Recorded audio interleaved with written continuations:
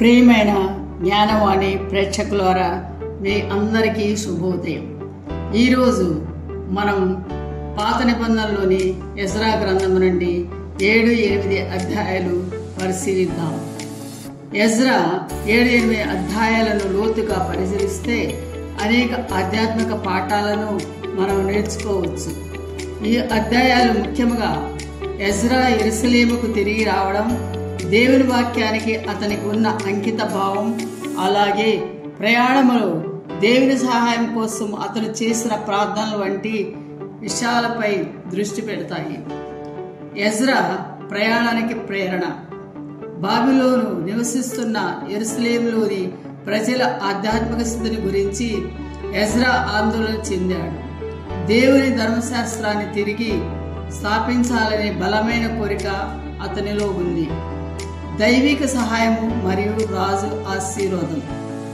రాజు ఆర్తహస్త ఎజ్రాకు యెరూషలేముకు వెళ్ళడానికి అనుమతి ఇవ్వడమే కాకుండా దేవాలయ సేవకు అవసరమైన వెండి, బంగారం వంటి వనరులను కూడా ఇచ్చాడు. ఇది ఎజ్రా జీవితంలో దేవుని హస్తం ఉందని, దేవుడు రాజైన అర్తహస్త హృదయాన్ని ప్రభావితం చేశాడని సూచిస్తుంది. ఎజ్రా ధర్మశాస్త్రం పట్ల ఆసక్తి. ఎజ్రా ధర్మశాస్త్రమందు ప్రవీణ్యత గల శాస్త్రి. అతను దేవుని వాక్యాన్ని నేర్చుకోవడానికి, దాన్ని పాటించడానికి, అలాగే ఇతరులకు బోధించడానికి తన హృదయాన్ని సిద్ధం చేసుకున్నాడు.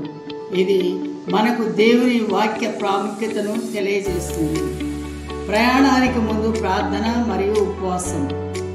ప్రమాదకరమైన ప్రయాణానికి ముందు ఎజ్రా మరియు అతనితో వచ్చిన వారు అహవా నది దగ్గర ఉపవాసం ఉండి దేవుని రక్షణ కోసం ప్రార్థించారు. ఇది దేవునిపై ఆధారపడటం ఎంత ముఖ్యమో మనకు గుర్తు చేస్తుంది. ప్రయాణంలో దైవిక రక్షణ. వారి ప్రార్థనలకు దేవుడు సమాధానం ఇచ్చాడు. వారు శత్రువుల నుండి రక్షింపబడి క్షేమంగా యెరూషలేముకు చేరుకున్నారు. దేవుడు తన ప్రజలను ఎలా కాపాడుతాడో దీని ద్వారా మనము చూస్తాము. ఆధ్యాత్మిక పునరుద్ధరణకు అంకిత భావం. ఎజ్రా యెరూషలేము చేరుకున్న తర్వాత అతని ప్రజల పాపాలను చూసి చాలా బాధపడ్డాడు. ప్రజలు ధర్మశాస్త్రానికి వ్యతిరేకముగా ఇతరులతో వివాహాలు చేసుకున్నారు. ఎజ్రా పశ్చాత్తాపంతో ప్రార్థించాడు. దేవుని వాక్యం బోధించడము మరియు పాటించడం. ఎజ్రా ప్రజలకు ధర్మశాస్త్రాన్ని చదివి వినిపించాడు, దాని అర్థాన్ని వివరించాడు. దీని ఫలితముగా ప్రజలు తమ పాపాలను ఒప్పుకొని దేవుని వైపు తిరిగారు. ఇది దేవుని వాక్య బోధన పాటించడము మన జీవితంలో ఎంత ప్రభావవంతమైనదో తెలియజేస్తుంది. సమాజ పునరుద్ధరణ. ఎజ్రా నాయకత్వంలో ప్రజలు దేవాలయ సేవలను పునరుద్ధరించారు, ధర్మశాస్త్రాన్ని పాటించడం ప్రారంభించారు. ఇది సమాజ పునరుద్ధరణలో ఎజ్రా పాత్రను చూపిస్తుంది. పవిత్రత మరియు వేరుపరచడం ప్రాముఖ్యత.